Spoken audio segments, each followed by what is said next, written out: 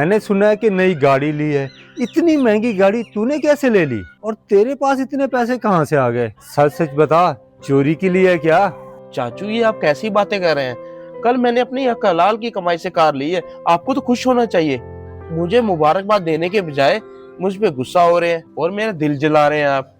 और मेरा दिल तो तब से जल रहा है जब से सुना है कि तूने नई गाड़ी ली है। जिसकी औकात साइकिल खरीदने की नहीं थी उसने नई गाड़ी कैसे खरीद ली? नई गाड़ी तो ले ली लेकिन तुम्हारा अपना घर तो है नहीं। वो फजूल खर्ची करने से तो बेहतर था कि कहीं जगह लेकर अपना घर बना लेते। बहुत जल्द घर बना लूंगा अपना चाचू, अभी तो शुरुआत है सिर्फ। आप बस देखते जाएं आगे आगे होता है क्या। हाँ, तेरी इतनी अच्छी तालीम है मेरे बेटे उमर की तरह, ना कोई तेरा बेहतरीन कारोबार।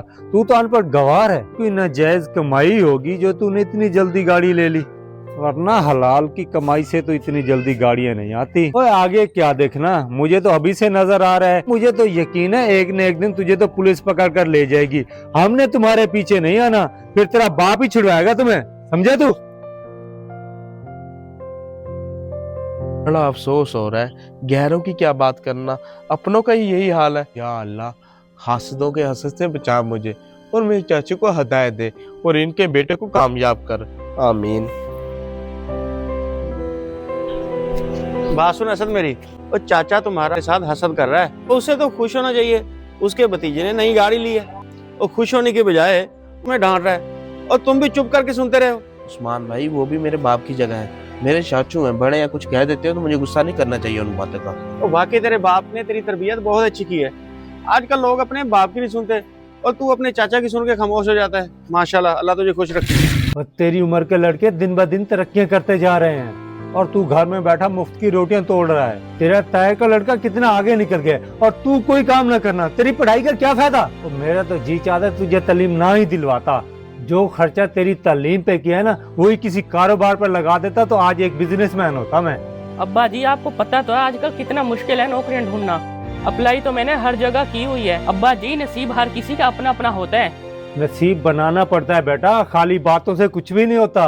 अब असद को ही देख ले, छोटे से किराए के घर में रहता है, ना तेरे बराबर तालीम ना कोई कारोबार, फिर भी 15-20 लाख की वो कार ले आया। वो महीने का 4-5 लाख रुपया कमा रहा है। वो इतना पैसा कहाँ से कमा लेता है, मुझे तो कुछ समझ में नहीं आ रहा। अब्बा जी, वो जहाँ से कमा रहा है, जैसे कमा रहा है, आपको क्यों तकलीफ हो रही है? बल्कि आपको तो खुश होना चाहिए। आपके भतीजे के दिन बदल हैं, कम से कम हसद तो ना करें। अब्बा जी, इन बातों से बाज आ जाएं, अब रमजान शरीफ चल रहा है। कैसे हसद ना करूं मैं? मेरा भतीजा तो दिन ब दिन तरक्की करता जा रहा है और मेरा बेटा घर में बेरोजगार बैठा है। ये बर्दाश्त नहीं होता मुझसे, इसलिए तो आज मैं दिल की भड़ास निकाल आया हूं उस पे। तुझे पता नहीं कब अकल आएगी। पत्नी अब्बा को कब अकल आएगी, कब हसद करना बंद करेंगे? अल्लाह ही हिदायत दे इन्हें। असद, मैंने सुना आपने न्यू कार ली है, मुबारक हो आपको। बहुत खुशी हुई सुन के। अल्लाह आपको मजीद तरक्की दे। जज़ाकल्लाह। और आप सुनाए, आजकल आप क्या कर रहे हैं? वो छोटे तू सुना, क्या कर रहा है? असद भाई, 9th क्लास में पढ़ता हूँ। सुबह स्कूल जाता और शाम को अकेडमी जाना होता है। बस सारा दिन ऐसे ही गुजर जाता है। बस यार, मैं भी जॉब की तलाश में ही हूँ। इंजीनियरिंग करने के बाद भी घर में हूँ, कोई जॉब नहीं मेरी। काफी जगह अप्लाई करके देख ली है। अच्छा, आप स्किल्स की तरफ क्यों नहीं जाते? मेरा मतलब कि जैसे फ्रीलांसिंग करता हूँ मैं, मेरे साथ कर लेगा। वैसे भी आप पढ़े लिखे हैं, जल्दी सीख जाएंगे, आपको मुश्किल नहीं होगी। मुझे वैसे भी बंदे की जरूरत है, मेरे पास काम तो बहुत है लेकिन मैं अकेला हैंडल नहीं कर सकता। और वैसे भी मुझे किसी अपने की जरूरत थी। अगर आप साथ देंगे तो मुझे बहुत खुशी होगी। आपकी बात तो ठीक है। अब्बा चाहते मैं कोई जॉब करूं, लेकिन अब्बा आपसे खफा रहते हैं। अब्बा ने आज भी आपको अच्छी खासी बातें सुना दी। मैं चाचू की बातों का गुस्सा नहीं करता, वो बड़े हैं मेरे, उनकी दिल से इज्जत करता हूँ मैं। और आप पैसे कमाने लग जाओगे तो आपसे उनका शिकवा भी दूर हो जाएगा। मैं तो वैसे भी बेरोजगार हूँ। ऐसा करता हूँ, कल ही आपको ज्वाइन करता हूँ। अब मैं चलता हूँ, कल मुलाकात होगी आपसे।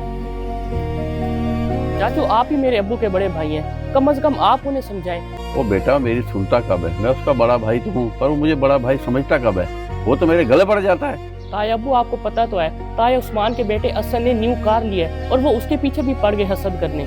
और यहाँ तक कि उसे ये भी कह दिया तेरी हराम की कमाई है, हलाल की नहीं। वो बेटा वो नहीं सुधर सकता, मैं तो उसे बचपन से जानता हूँ। तू तो दुनिया में अब आया है। मैं तो गया था उसके पास माजरत करने, लेकिन वो मेरे अब्बू की दिल से इज्जत करता है। बेटा यही बातें जाके अपने अब्बू को बता, शायद इसी तरीके से वो सीधे रास्ते पे आ जाए। ये क्या कह रहा है तू? जिस भतीजे से मैं हसद करता था, जिससे देखकर मुझे जलन होती थी, वो मेरी दिल से इज्जत करता है, ये भला कैसे मुमकिन हो सकता है? दिल साफ है तो सब कुछ मुमकिन है अब्बा। हमारी इज्जत नहीं करता, उसे हमारा एहसास भी है अब्बा। जो 4 पैसे कमाने लग जाते हैं ना, वो किसी का एहसास नहीं करता। लेकिन असद ने मुझे अपने साथ काम करने की ऑफर कर दी, उसने अपना हक अदा कर दिया है। अच्छा, वो छोटा होकर भी अपने आप को बड़ा साबित कर गया और मैं बड़ा होने के बावजूद भी छोटा रह गया। हाँ, सही कहते हैं, इंसान उम्र से बड़ा नहीं होता, अच्छे अमाल से होता है। मैं हसद करके दिल जलाता रहा और वो दिल जीत गया। मुझे तो खुद पर शर्म आ रही है, मेरा तो डूब मरने का मकाम है। कोई बात नहीं अब्बा, ऐसे होता रहता है। अब शर्मिंदा ना हो, आपको आपकी गलती का एहसास हो गया, बस यही काफी है। असद समझदार लड़का है, उसको आपसे कोई शिकवा नहीं और ना ही मुझे।